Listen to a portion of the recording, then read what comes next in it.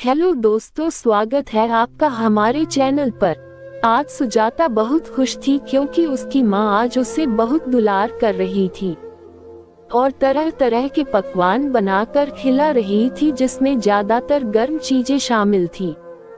सुजाता के परिवार में माँ और भाई 3 लोग थे। बड़ा भाई मुंबई में नौकरी कर रहा है, घर में वह माँ के साथ अकेले रहती थी। आज सुबह उसकी माँ ने उसे 5,000 रुपए दिए और बाजार से अपने लिए नए कपड़े लाने को कहा। सुजाता अपनी सहेली को लेकर नजदीक के बाजार में गई और नए कपड़े खरीद कर लाई। आज उसकी खुशी का कोई ठिकाना नहीं था, लेकिन उसे क्या पता था ये खुशियाँ चंद घंटे की मेहमान है, इसके बाद उसकी जिंदगी में भूचाल आने वाला है। शाम के खाने में माँ ने तरह तरह के पकवान बनाए थे। खाते समय रमेश अंकल भी आ गए थे जो सरकारी विभाग में काम करते थे। अक्सर वह परिवार की मदद किया करते थे। खाना खाने के कुछ देर बाद सुजाता की माँ ने कहा, ये लो वैसलीन का डिब्बा, जा बेटी आज रमेश अंकल को खुश कर दे। ये सुनकर सुजाता के पैरों तले जमीन खिसक गई। उसे यकीन ही नहीं हो रहा था ये सच है या फिर कोई सपना।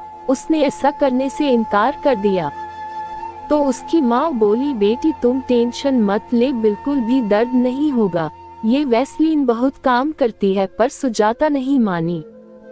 फिर उसकी माँ और आशिक रमेश ने भी जबरदस्ती करना सही नहीं समझा और दूसरे कमरे में जाकर दोनों खुद ही करने लगे। सुजाता को शक तो था कि रमेश अंकल का मेरी माँ से चक्कर चल रहा है, लेकिन आज उसका शक यकीन में बदल गया था।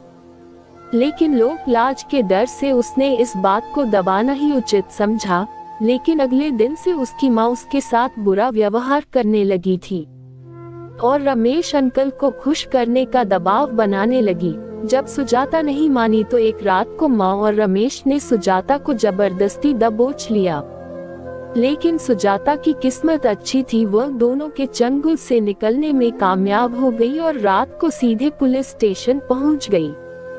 जब पुलिस ने माँ से इसका कारण पूछा तो जवाब सुनकर वहाँ मौजूद हर कोई हैरान रह गया।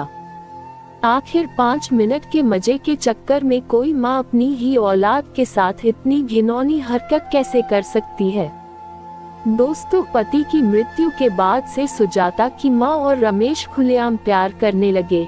माँ ने बताया कि रमेश की सरकारी नौकरी है, उसके पास पैसे की कोई कमी नहीं है। वो अपने पैसे के दम पर नई नई लड़कियों को पसंद करता है।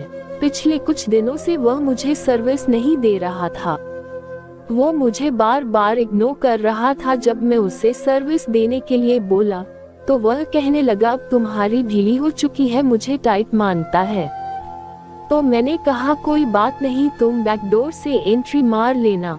लेकिन वह नहीं माना, जिस वजह से मैं परेशान रहने लगी और सुख प्राप्त करने के लिए तड़पने लगी थी। मैंने कई बार रमेश को मनाने की कोशिश की, लेकिन वह बोला, अगर तुम्हें मेरी सर्विस चाहिए तो पहले मुझे एक बार अपनी बेटी की दिलाओ। लेकिन सुजाता नहीं मानी और उसने मुझे फंसा दिया। एक माँ के मुंह से ऐसी बातें सुनकर वहाँ मौजूद हर कोई हैरान रह गया।